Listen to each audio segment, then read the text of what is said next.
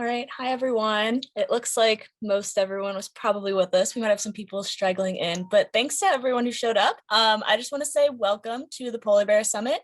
So my name is Jillian Stetter, and I'm a senior Cardinal Corps leader in charge of Planet Earth. And on behalf of Planet Earth and the Center for Community Engagement, we just are so happy to have Polar Bear International joining us today, as well as the composers of the musical piece Polar Bear. So before I hand over the mic, I just want to invite anyone on this call or in the greater Otterbein community to join us for the, to join us from 1:30 to 3:30 today on the quad between the Science Center and Battelle for the Polar Bear Day, which will be complete with a Kona ice truck and other fun prizes that you guys can all come and partake in. So now I will hand things over to Marissa with Project Polar Bear. Hi, everyone. Thank you for that introduction, Jillian. My name is Marissa Krouse, and I work for Polar Bears International. We are the world's only conservation organization solely dedicated to wild polar bears. And one of the pillars of our work here at Polar Bears International is our education and outreach. And so we're super grateful to be able to be involved in this collaborative work with Otterbein University. And just a little housekeeping for the format today. We're going to be speaking to you about some polar bear basics and threats and status. We're going to talk about some climate solutions, and then we're going to have a shared viewing experience of the polar bear recital. And afterwards, we will have a panel discussion with all collaborators as well. This should take about 40 minutes, and we hope to have time for a Q&A session at the end. And so if you have any questions throughout, those of you who are joining us but not a panelist, we can't see you, we can't hear you, but we do ask that you put any of your questions in the Q&A feature, and we will track those and hope to get to them at the end. Again, if we don't have time for all the questions, you're also welcome to email and follow up at questions@pbears.org. So we're going to take time here to introduce all of our panelists. We'll sort of go through the row, and we'll kind of end with Thea, who will start us off talking about polar bears. And I'm not sure that Daniel made it in today just yet. He's having some technical difficulties. So why don't we start with Sara? Sara, do you mind starting us off with your introduction? Hi. I'm Sara Graef. I am the composer of the piece. So I'm in California right now. So excited to be joining you all over the place. Great, thanks Sara for joining us from the West Coast there. And then do we have Peter on the line? Can you introduce yourself too? Hi everyone, I'm Peter Gooch. I was the trombonist for this collaboration, and so a lot of the sounds that you will hear in the performance come from me, and also Daniel, a co-collaborator and composer of this piece along with Sara, and just really looking forward to being here with you all today. I'm in Columbus. That's great. Thank you, Peter. And most of you may know Marissa Gilbert, but we have her on the line here as well. Marissa, would you like to introduce yourself? Hi, I'm Marissa Gilbert, and I'm here in Westerville at Otterbein University. Our students today are planning an amazing Polar Bear Day event to connect with everybody on the planet. We're so happy to have Polar Bears International here today, and we're doing a lot of climate action work today based on some of the things you've shared with us over the time, Marissa. So excited about that. Thanks for being here. Thank you, Melissa. And it looks like Daniel Neer is still perhaps having some trouble tuning in, but I think there's a natural place for him to, oh, wait, I think we have him. Are you there, Daniel? Yes, I am. Hello. Hello. We're ready for you to introduce yourself. Share where you're coming from. Sure. I'm Daniel Neer, calling from Washington, D.C. I'm the lyricist of Polar Bear and also was one of the performers of the piece. Great. Thanks, Daniel. And we're looking forward to hearing more about the piece later on in the session. And I think without further ado, we'll pass it to Polar Bears International staff scientist, Thea Bechshoft. All right. Thank you, Marissa. My name is Thea. I am a staff scientist with Polar Bears International, and I am here not only to try and answer any polar bear questions you may have, but also to give you a little polar bear basics, right? So I think let's just jump right into that. So polar bears, if I could get, yes, exactly. There's only one species of polar bears, but they are distributed throughout the Arctic. And so we have 19 different populations of polar bears, and we have 5 polar bear countries. So that would be Norway, not mainland Norway, but the island group of Svalbard, or Spitsbergen, you may know it as. We have Greenland, we have Canada. Actually, 2/3 of the world's polar bears are found in Canada. You can see those 19 different populations here on the map. And you can see that a lot of them are actually found in Canada. Then we have the US along the coastline of Alaska. And then we have that enormous coastline line of Russia.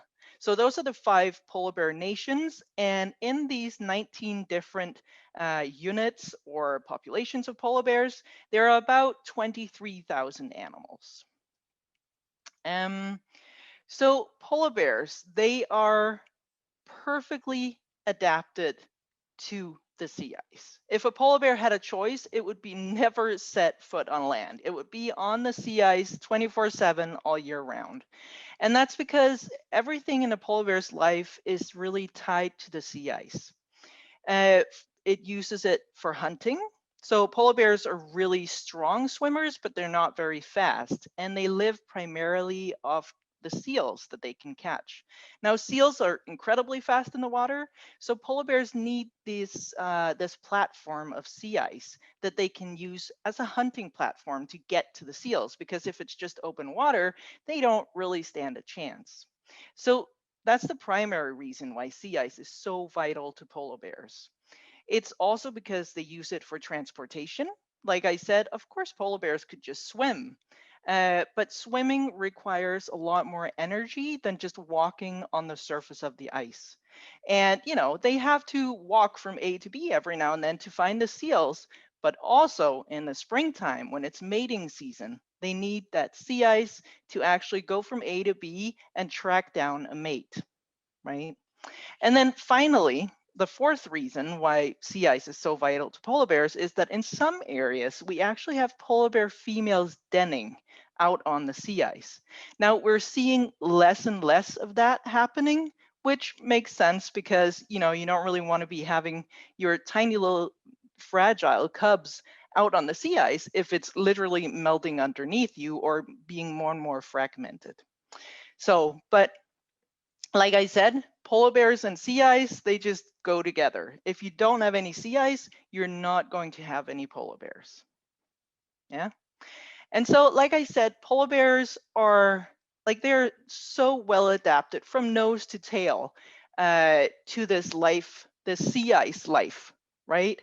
And this is their strength, but it's definitely also why they're so vulnerable, right? So let's go through some of all of these adaptations. So hunting, obviously, polar bears are well adapted to doing that. And they have different, their sense of smell is incredibly important. For humans, we're such visual creatures. I imagine some of you guys are also quite auditory, but humans in general are very visual. Now for polar bears, it's all about their sense of smell. And you can actually also see that in their skull and their skull shape. So I'm just gonna grab this. Now this is a replica of a polar bear skull, and it is enormous. I'm telling you, it's very impressive. It's still realistic, but it's from a very big male. Okay. And as you can see, now I know it's hard to tell on a call like this, but I'm holding it right next to my ear now, right? And you can see how long the skull is. And you can see all of this space. So the nose would be out here if this was a live bear. All of this space is just for the organ that helps it really have that great sense of smell. And if you have a dog, a polar bear's sense of smell is like 2,000 to 5,000 times better than that, which is just mind-blowing. So you can also see that the skull is really perfect for hunting seals that come up in their breathing holes.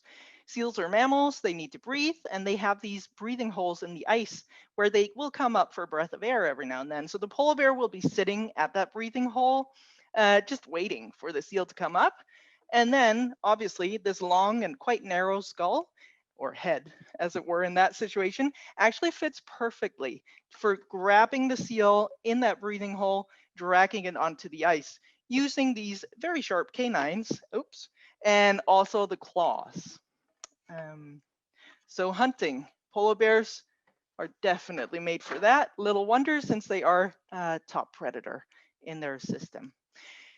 They also are, so, we often talk about how polar bears love to eat seals. In fact, they usually focus on the blubber of the seal, so the fat of the seal. And that's, of course, because that's where you find the most energy. And for polar bears and other animals in the high Arctic, it's all about that fat. Like, you need to put on a lot of weight during, the months where you can really find food to be able to sustain yourself during the months where perhaps you cannot find food, right? So for polar bears, it's all about that seal fat for keeping them round and healthy. And actually their energy uptake from blubber is almost 100%, which is just amazing. So they really are optimized for just pulling the fat they ingest out of the bloodstream, out of the gut, and just putting it onto their body for later use. They're really good at staying warm. That's another thing that's really important if you want to make a living in the high Arctic. So the things that keep a polar bear warm is a layer of fat, about, what is that in inches? 10 centimeters or 3 to 4. Yeah, like 4, no, hang on. Yes, 4 inches, right?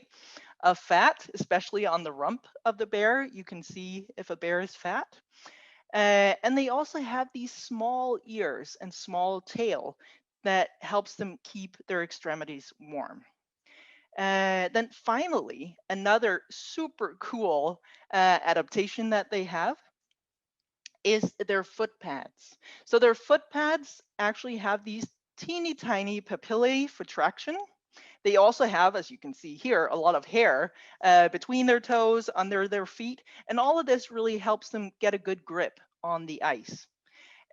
Also, if you were able to zoom in on this picture and actually look between the toes of the bear, you'd see that there are tiny scent glands.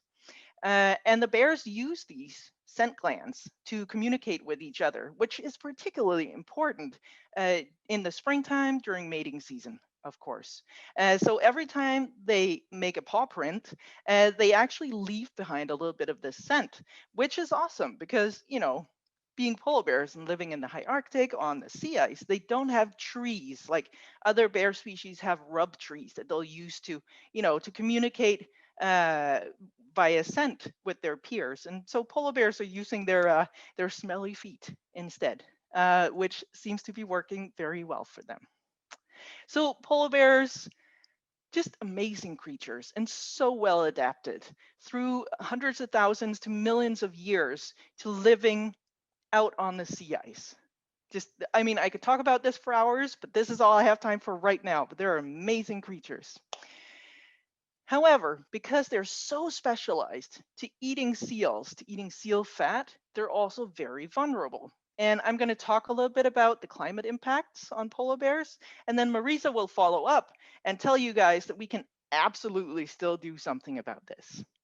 But for right now, I was wondering, KT, if I could get you guys to play the heat trapping blanket video. Climate change is already affecting some populations of polar bears. Since we get most of our energy from fossil fuels, we are producing huge amounts of carbon dioxide. You see, regular amounts of carbon dioxide in the atmosphere act like a blanket around the Earth, trapping heat and keeping our planet at a stable temperature. However, when we burn fossil fuels like coal, oil, and natural gas for energy, we pump rampant amounts of carbon dioxide into the atmosphere. This buildup thickens the blanket, trapping too much heat, disrupting the climate, and melting Arctic sea ice. Right. So I think this is a really helpful way of thinking about climate change and how, the carbon dioxide that we emit every time we use coal and oil and natural gas for energy, how that actually leads to a warming planet, and how for a polar bear, this warming planet means habitat loss, right? So for polar bears, habitat loss means that sea ice is disappearing, it's getting thinner, and also it's getting more fragmented. Now, there are impacts of climate change around the world, obviously, but the Arctic is actually important for the whole climate, because the sea ice that you see here in this beautiful video actually acts like the world's air conditioner, and it helps keep our world at an optimum temperature for all the life that we share this planet with. Yeah.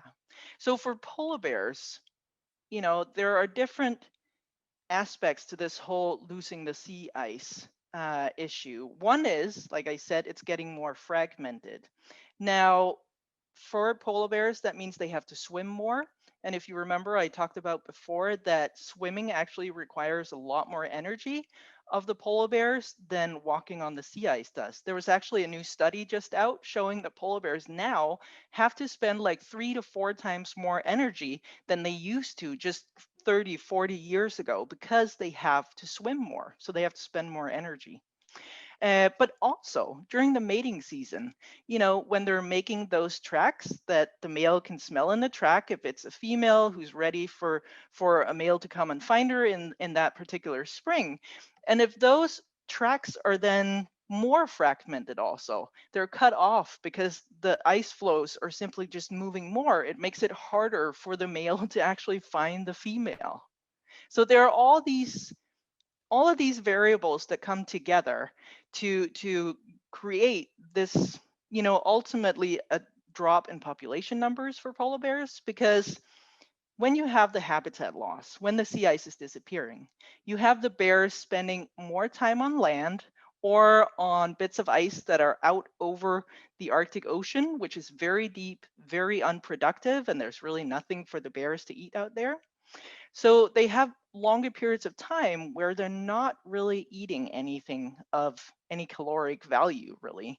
So they have this decreased energy intake, and that has consequences for their health, the individual bear's health. They're skinnier, they're not, well, just as healthy and resilient, but it also has an effect on their reproduction. So they have fewer cubs and they have smaller cubs, and fewer and smaller cubs, they are not able to survive to the same extent that bigger and healthier cubs are.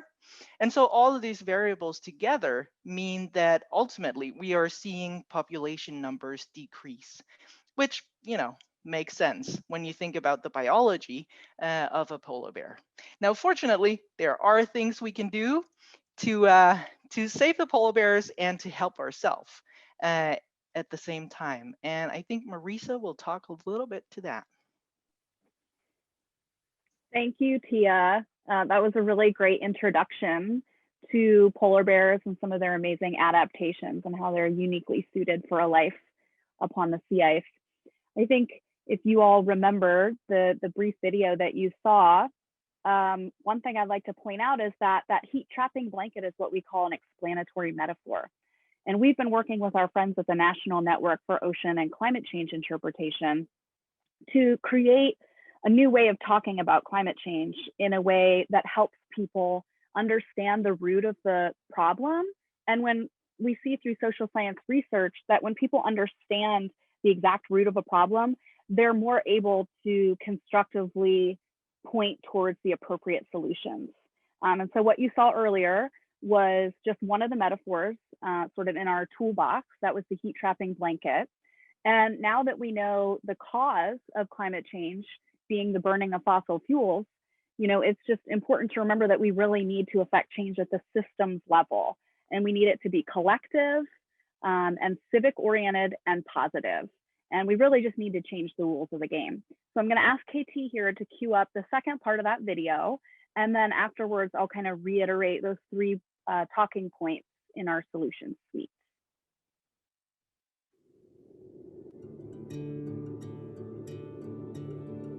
Future generations of people and polar bears depend on the decisions and plans that we make today.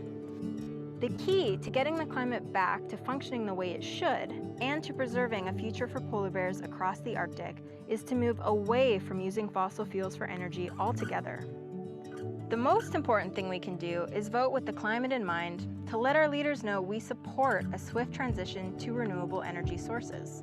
In the meantime, we can directly participate in and learn more about our local and regional renewable energy options.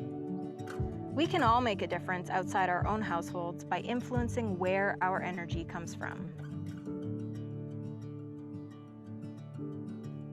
We hope you leave here feeling inspired and return home to leverage your voice and your influence, because together we can make sure that polar bears roam the Arctic sea ice for generations to come.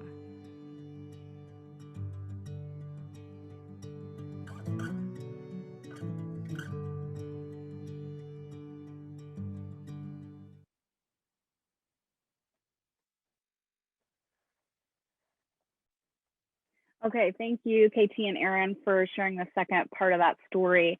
Now that we know that our energy system relies on burning fossil fuels, the energy of the past that traps too much heat, you heard us sort of highlight several of the talking points in our solution suite in that video. And this is threefold. So primarily we focus on an energy shift, and this is transitioning from energy that burns fossil fuels to using more energy that comes from the planet, from the sun, the wind, and the water.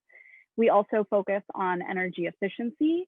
And this is where we mentioned in the video that in the meantime, when we're transitioning to these renewable energy sources, we can also use much, much less of the types of energy that burn fossil fuels. And then lastly, and this point is going to kind of transition us into the next part of our session here, and it's really talking about it. We know from social science research that the majority of the people in the United States and North America are concerned about climate change, but they don't feel that they have the tools or the resources to talk about it effectively. And we know that talking about climate change can be so impactful, and it can normalize the concern for climate change and really empower those policy changes that need to happen to affect change at the systems level.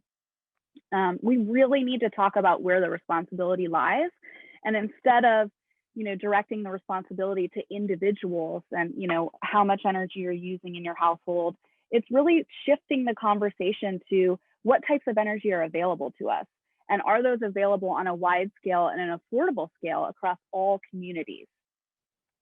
So we can do that through a variety of avenues. You know that you can share your concerns through social media campaigns. You can write letters to your civic leaders, sharing what's important to you, and stating that you'll commit to support leaders who make those types of renewable energy sources available and affordable across communities. But you can also, share your love of polar bears through art and music. One of the things that we do at Polar Bears International is inspire people to care about the Arctic, because we know that once people know about a species and care about a species, then they'll be empowered to act on behalf of that species. And sharing your love of polar bears in the Arctic through avenues like art and music, we know can be so impactful because they often can highlight what statistical analysis often fails to illustrate when we're talking about climate change and polar bears. And so with that, I'd like to pass it to Daniel, who's going to introduce this chamber music work, and also say once again how grateful we are to be able to be a part of this collaborative piece. And we're excited to get to have this shared viewing experience. Thank you so much, Marissa. It's a total love fest because it's us who should be thanking you for, for teaming up with us. My collaborator in this project, Sara Carina Graef, one of the things that I like about her so much in our collaborations together is that we both are really dedicated to creating new art that are about issues that we're passionate about. The environment being top of the list, definitely. And this idea for this piece was born out of she and I wanting to work together again. We had worked together once before, and I was saying that there was not much vocal chamber music for voice and trombone. So with a help of our good friend Peter Gooch, the three of us got together in a room in 2018 and started doing some improv sessions to see sort of call and response back and forth if any ideas came to mind. And I think it was Sara who said, you know, you guys kind of sound like a wild animal, like a polar bear or something. And that's how it started. So Thea, also thank you so much for that incredible intro, because of all the research I've done in the past few years on polar bears, there's always something that I learn, and just fascinating creatures. Thank you. So this project was born first out of improv sessions, and then a lyric which was written by myself, which I'm going to read in a moment. That lyric was passed on to Sara, and then you'll sort of see her brilliance of taking that and running with it to create this soundscape of a polar bear's world. So something that is maybe foreign to us, but normal to the polar bear, but also alarming and seeking new ways to sort of adjust to these changes that are happening in their environment. And with that, I just want to go ahead and read the lyric for Polar Bear. Nose, lead the way. Heed the haunting clues in the pale broke wind. Turn away from the swell of the new rivulet and the crippling crack of a faraway berg. Pads lumber on to the bark of the seal at the shrinking shore, where the ice towers gleam just a short white while, and the ceaseless disk skims the rim of the sky. So in this performance, you'll hear myself as a vocalist and trombonist Peter Gooch, and we are performing alongside a track which was created out of our improv sessions, and I'm going to let Sara speak to that a little bit later. But Marissa, I think without any further ado, I think we're ready to go with the video.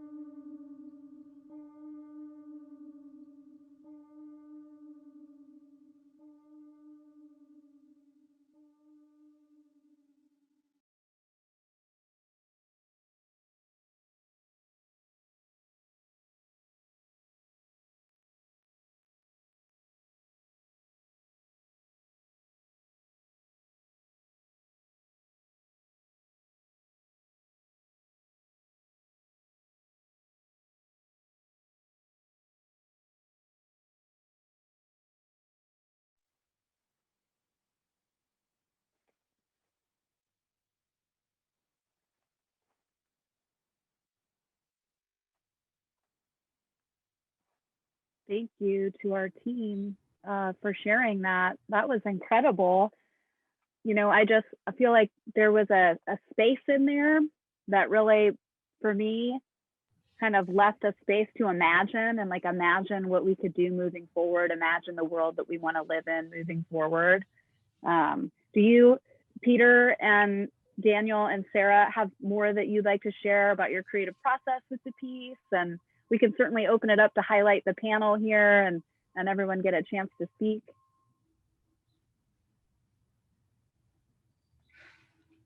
I'll just jump in while Sarah's coming on, but I'll just say that what I'm so thrilled about with the piece and with what Sara did with the music was that we really, I feel, achieved this plaintive call. So it's at once the polar bear's world, but also this sort of plaintive cry to shifts that are happening that are unusual and perhaps the animal's not quite sure how to react to those. So I'm really glad. I feel that came across very well. And I'm so pleased that Sara and Peter could both be here today so that we could all talk about what that process was like.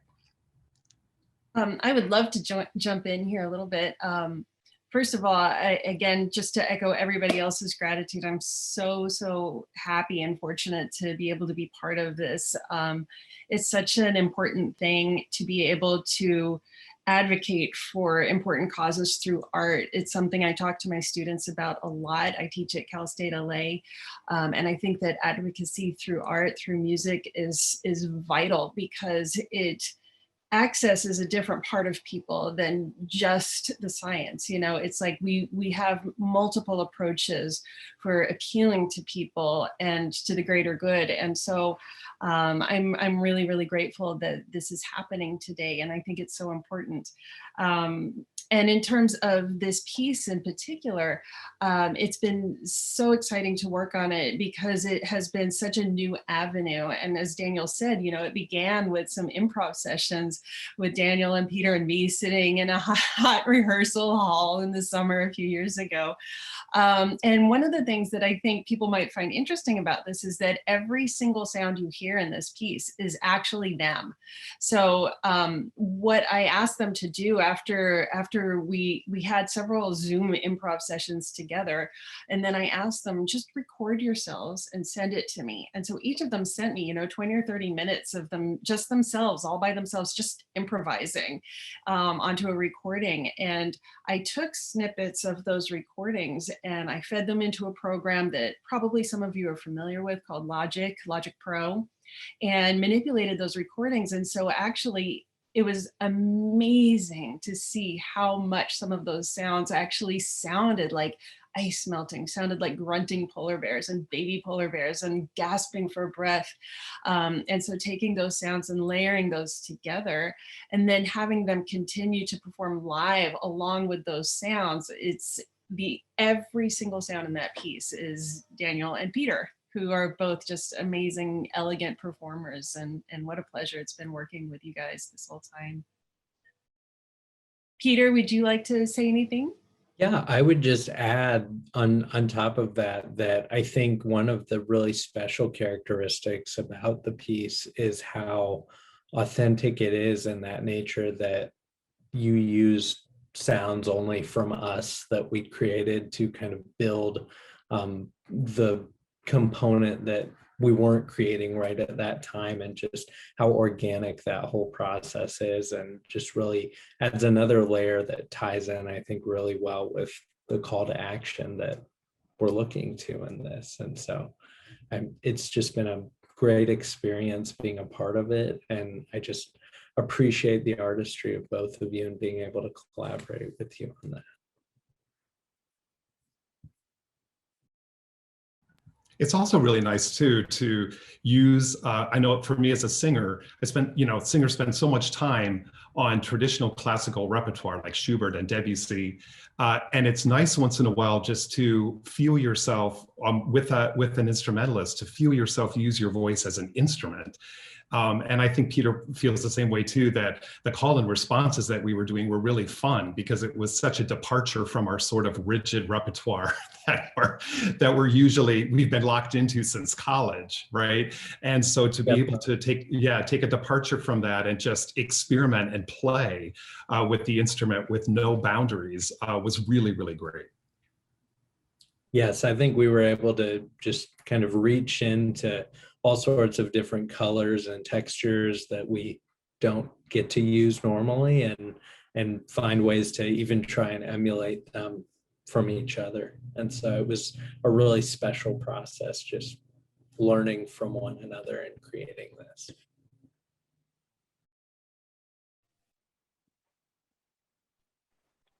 I'm just going to pop in here. A note to the participants here. If anyone has any questions, you're welcome to type them into the Q&A feature. We'd love to hear from you. And I also think I might start a Q&A here by asking Thea.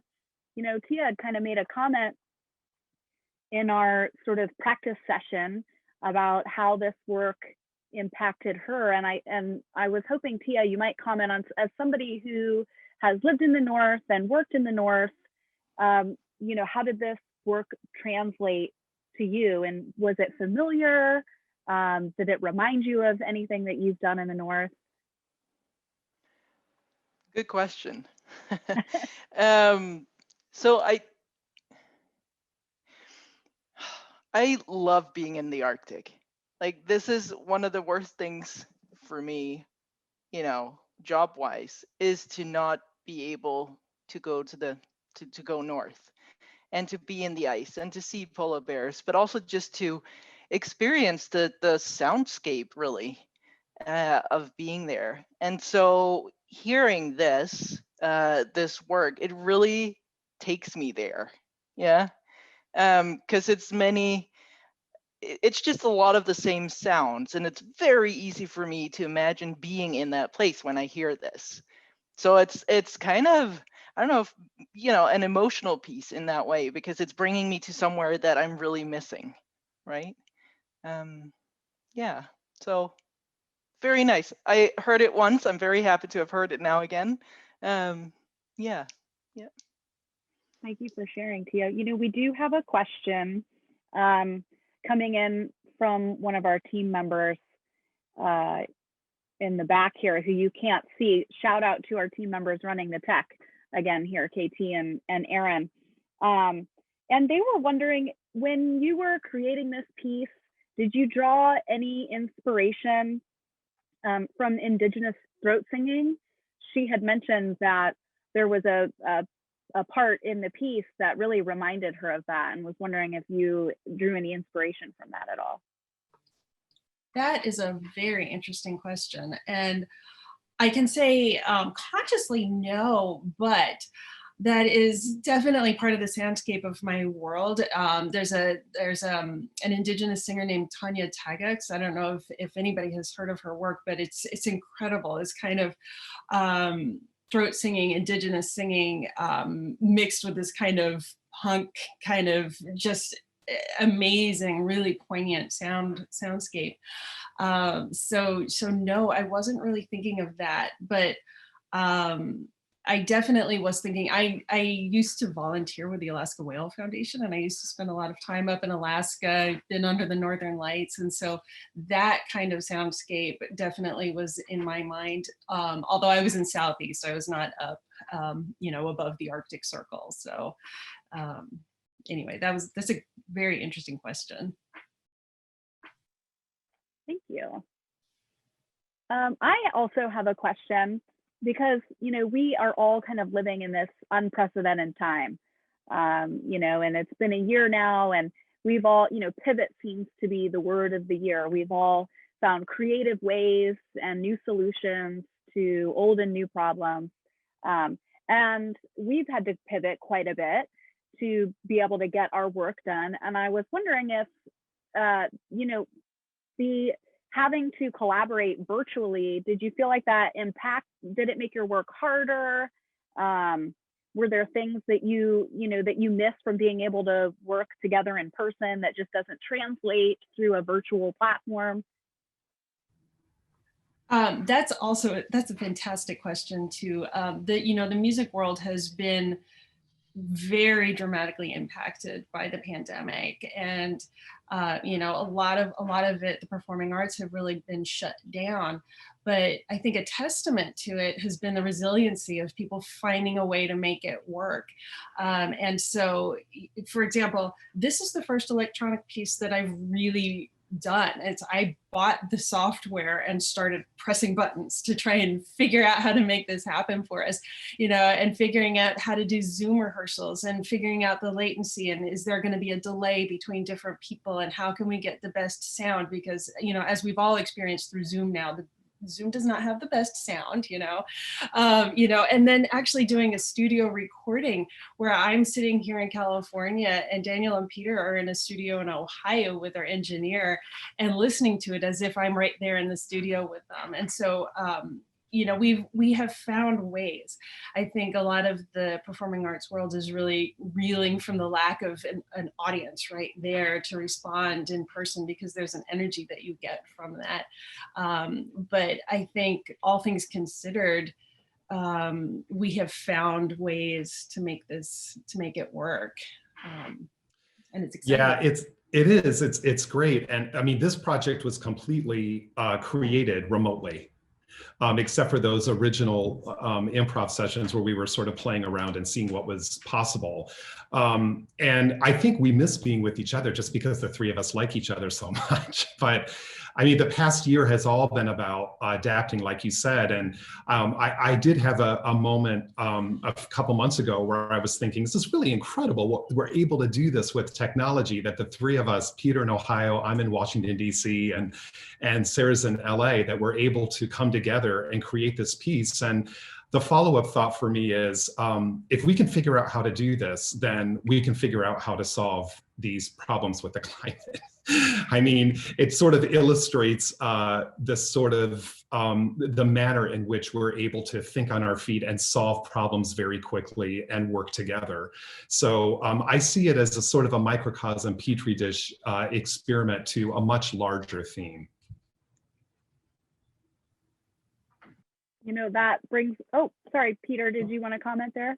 Yeah, I would just echo. I think it was so interesting because this was the first kind of project I'd been a part of where we had to basically rehearse prior to Daniel arriving here in Ohio entirely remotely, and just finding new ways to hear each other through Zoom or through recordings that we sent back and forth, and being able to piece that all together. But I would just echo, I think it just shows again the kind of ingenuity that we can be using to solve even these larger problems around us. So, yeah. And that's a hallmark of performing arts too, right? That you sort of are able to overcome these obstacles, whether they're political or a pandemic or whatever, and that art will always be there to comment on what's going on, and people find a way. So really proud of us, pat on the back for us for figuring out a way to make this happen and not just giving up and saying, well, we'll have to wait until this is over.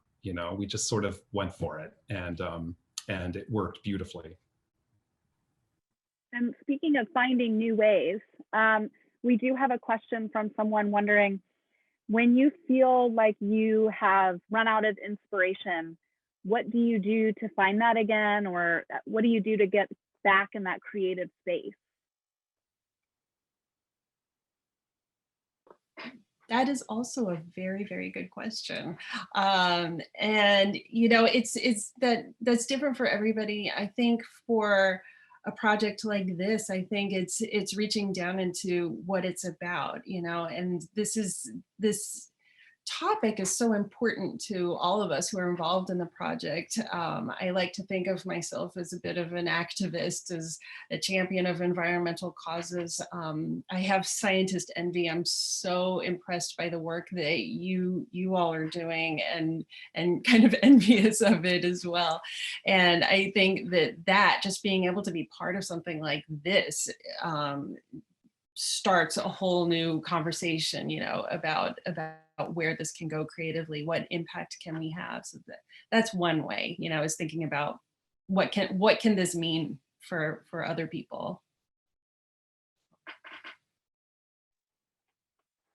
Yeah, I think in addition to that, just like Sara was talking about how to create that track, she needed recordings from us of just different sounds. And it was taking that moment where I'm sitting in my home studio and have to think of polar bear sounds to make. And it's like, how do you come up with that just sitting there by yourself?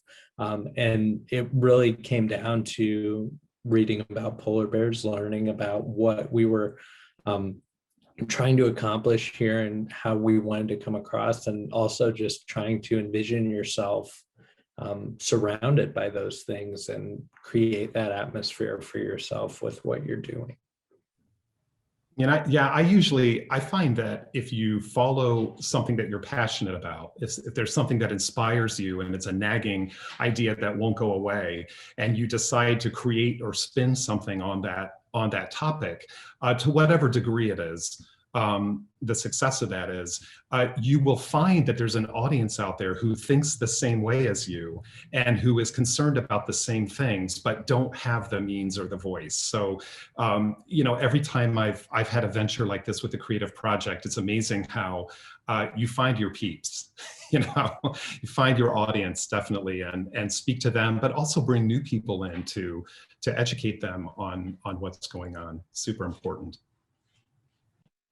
Thank you, each of you, for that. We have time for one more question, as we want to be respectful of people's time. And I know there are some students who need to get to another class. We did have a question of someone wanting to know if you have any advice on if there was, you know, one thing that we could all do to support the arts, support the music industry, support performers, you know, during this unprecedented time in which we find ourselves all, you know, pivoting and pitching in to help out other people. Is there one thing that you could point us to? I would say that when things clear up, buy a ticket, go see a play, go see a concert, whatever that is, you know. There's cinema and there's sports and there's all kinds of entertainment in this country that we've excelled mightily in, but the performing arts, the fine arts, they were not doing so great before the pandemic. And so now here we are sort of brought to our knees. And I think the greatest show of support you can do is just to tune in and go.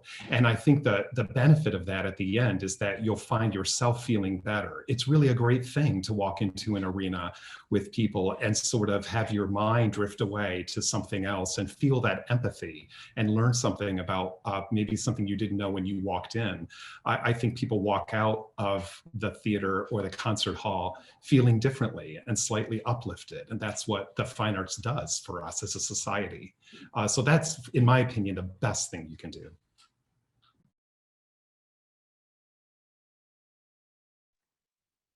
Great.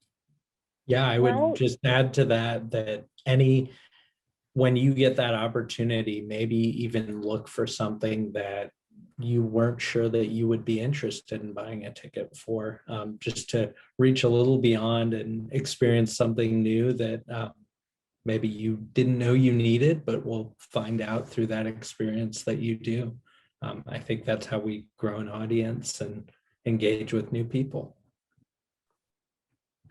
I would add too, that, echoing kind of, Marissa, what you were saying earlier about how we can address climate change.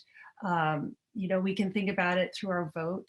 We can think about it through leadership that will support the arts. And I think that you will find frequently that those who support the arts and those who support science will go hand in hand. Because I think that what we are doing in the arts is often supporting the same thing, and we are striving for the same goals.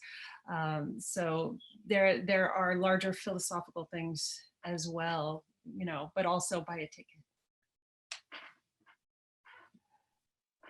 That's great advice. Thank you each for sharing. I think we have time for a closeout. I don't know, Daniel, if you had any closing remarks and collaborators that you'd like to mention, and then we can close out for the day, and I'll say some last words as well. I just wanted to thank you so much again, Polar Bears International, for joining up with us in this venture with Otterbein University. It's just been so great the whole past year.